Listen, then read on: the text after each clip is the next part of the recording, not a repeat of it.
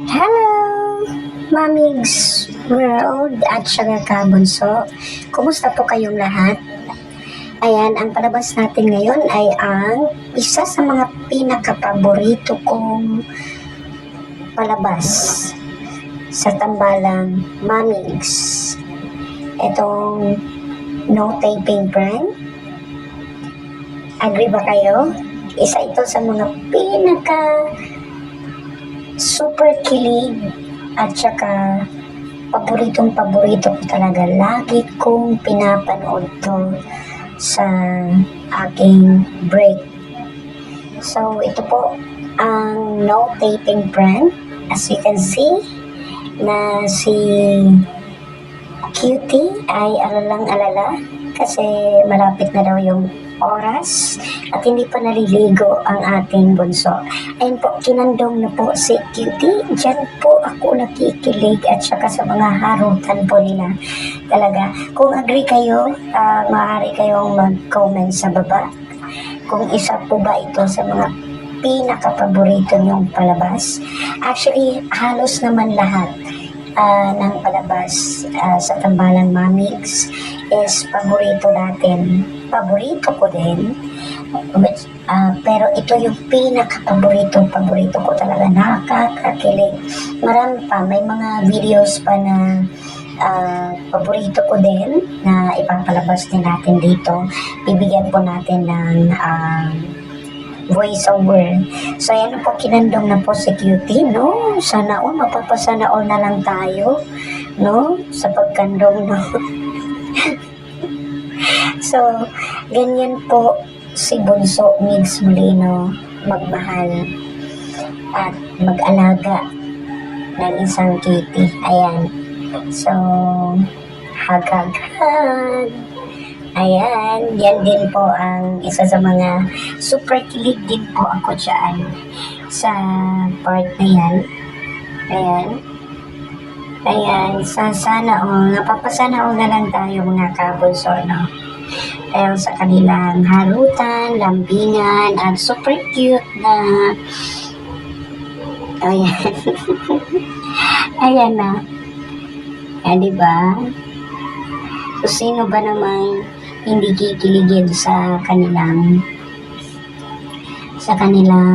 harutan, no? Nakakakilig talaga. Gandang-ganda si Cutie. And, sana ang Cutie. And, so, mga kabunso, kung panunuorin natin itong lahat ng mga videos na meron pong na nasa YouTube channel ni Bunso Migs Molino, kung nagre-refresh po kayo, dadagdag din yan sa revenue. Kung alam nyo lang. Kasi sa aking YT din, yung mga old videos is nagkakaroon din sila ng revenue recently. So, meaning to say, kahit pinanood mo pa yan, basta nag-refresh ka, or may mga bago ding nanood, puruhan dyan na merong madadagdag na revenue. So, para sa ating mga kabunso na laging nanonood sa mga palabas ni Bunso, any videos po na meron pong si Migs Molino, i-play po natin yan sa ating kung wala tayong ginagawa sa buhay. Ayun na po, nag-chat na po si Cutie sa kanyang cellphone. Prinang lang pala siya ni Bunso, no?